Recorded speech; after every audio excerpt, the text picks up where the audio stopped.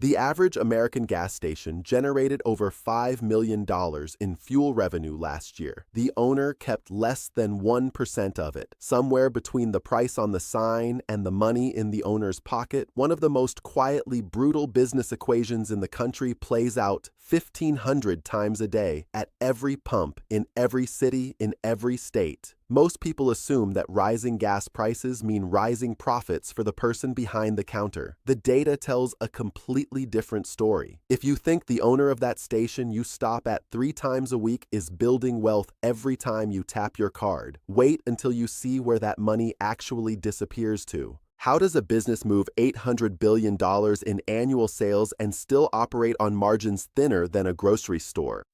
What is the one thing the smartest station owners figured out that has nothing to do with fuel?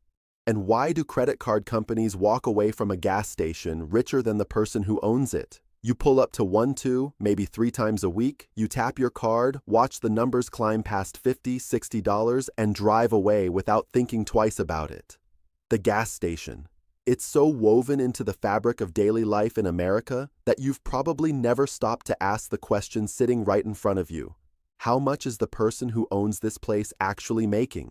Because here's what most people assume. They see the price on the sign go up. They see the cars lined up bumper to bumper on a Friday afternoon. They see a business that runs 24 hours a day, 365 days a year, selling a product that every single driver in the country needs. And they think this guy must be printing money. The truth is one of the most surprising in all of American business. And once you understand it, you'll never look at a gas station the same way again. First, let's set the scale of what we're actually talking about. There are roughly 150,000 fueling stations operating across the United States right now. 150,000. And together, those stations sell an estimated 80% of all the fuel purchased by American consumers, a market that generated over $800 billion in total sales in 2025 alone. The average station processes around 45,000 transactions every single month.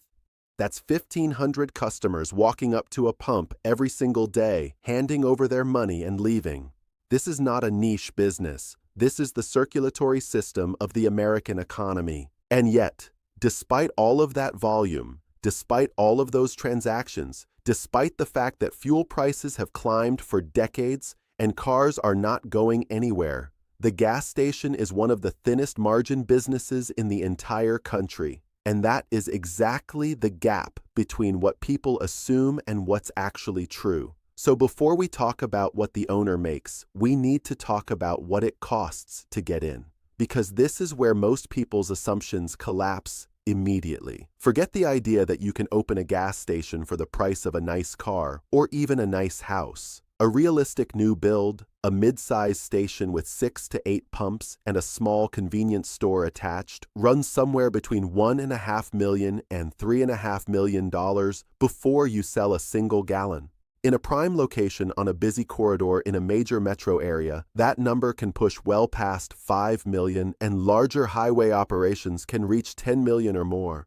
Where does all of that money go? The underground fuel storage tanks alone are one of the biggest surprises. A standard double-walled fiberglass tank, and double-walled is not optional, it's required by the EPA to prevent leaks into the groundwater, costs between $25,000 and $40,000 per unit. Most stations need at least 3 of them, one for regular, one for mid-grade, and one for premium. By the time you add excavation, piping, leak detection systems, and compliance inspections, just the underground tank system runs between $150,000 and $300,000. Then come the dispensers themselves. Those are the pumps customers actually touch.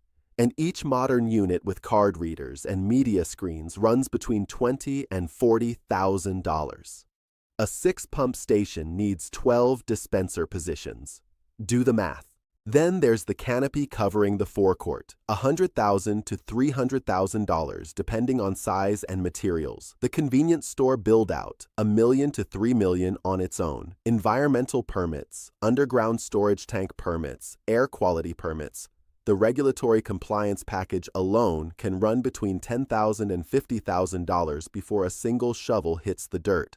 And then you need working capital, an initial fuel load for your tanks, which means $40,000 to $60,000 in inventory sitting underground before you open on day one. The full picture lands somewhere between $1 million and $5 million for a typical operation, with larger highway stations going considerably higher. This is an entrepreneur's investment, not a side hustle for someone with a little savings set aside. Now here's the part that rewires how you think about every gallon of gas you've ever bought.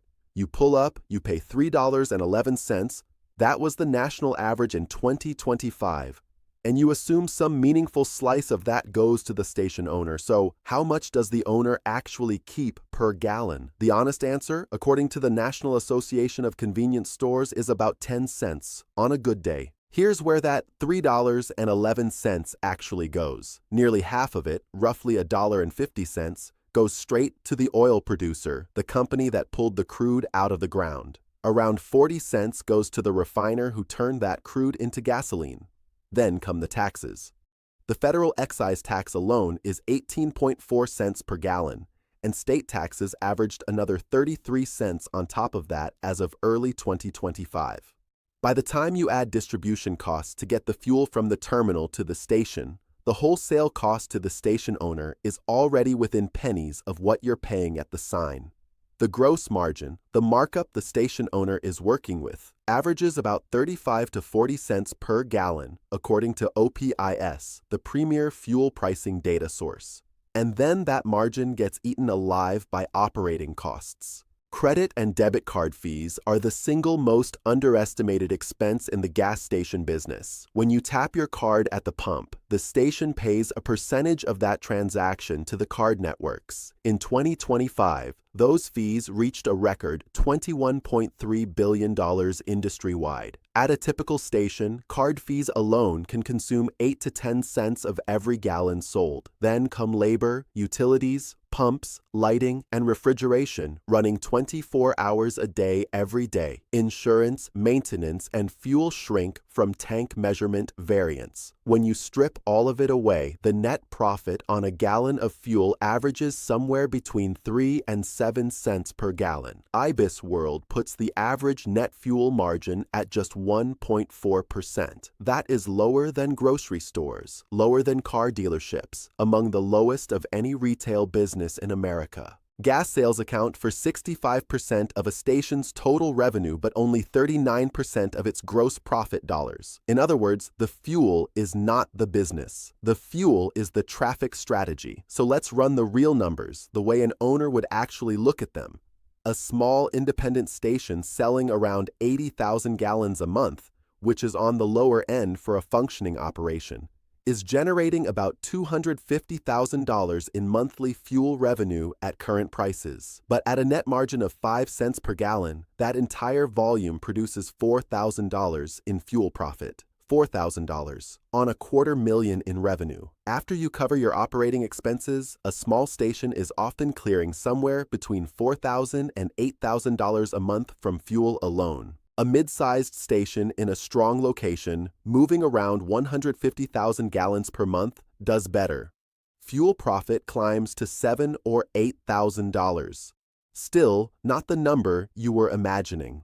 A large highway station pushing 300,000 gallons a month starts to see fuel income that actually moves the needle, like $15,000 to $20,000 per month just from the pumps.